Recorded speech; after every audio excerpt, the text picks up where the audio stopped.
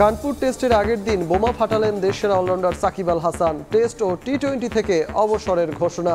মিরপুরে খেলতে চান শেষ টেস্ট, নিরাপত্তা নিশ্চিতের আহ্বান। This is the right time move on করার জন্য এবং নতুনদের আসার সুযোগ তৈরি করে দেওয়ার জন্য। আমি নিজেকে অন্তত টি-20তে দেখছি না। আর সাউথ আফ্রিকা যেহেতু টেস্ট সিরিজ, আমার ইচ্ছা আছে যে লাস্ট সিরিজ হওয়ার। সো বেসিক্যালি আপনারা বলতে পারেন যে মোটামুটি 2টা ফরম্যাটে আমি আমার শেষটা অন্তত দেখছি। বোর্ডের সবার সাথে বলা হয়েছে এবং যাতে করে আমি যে খেলতেও পারি এবং নিরাপদ ফিল করি। হতাশ সমর্থকরা সব ফরম্যাটে প্রিয় তারকাকে মাঠে দেখতে চান আরও কিছুদিন।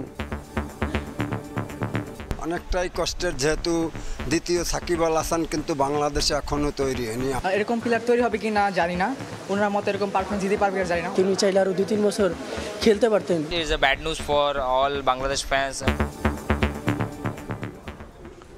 দেখছিলেন প্রধান শিরোনাম, সন্ধ্যার সময় সঙ্গে আছি আমি সজল মিত্র রিচার্ড। এবার অন্যান্য শীর্ষ সংবাদ।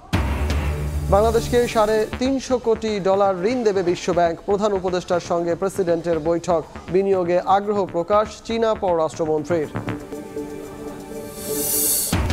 দেশ জুড়ে বৃষ্টি থাকবে আরও 2 দিন। সমুদ্র বন্দরে 3 নম্বর সতর্ক সংকেত। বিভিন্ন স্থানে জলাবদ্ধতা বাড়িয়েছে ভোগান্তি।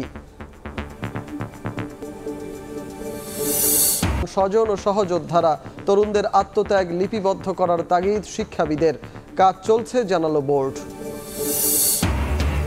এবং খামার থেকে ডিম কিনতে না পারায় বাড়ছে দাম। মোটা অঙ্কের মুনাফা লুটছে মধ্যস্বত্বভোগী। দাবি ব্যবসায়ীদের। ব্যবস্থা নেয়ার আশ্বাস ভোক্তা অধিকারের।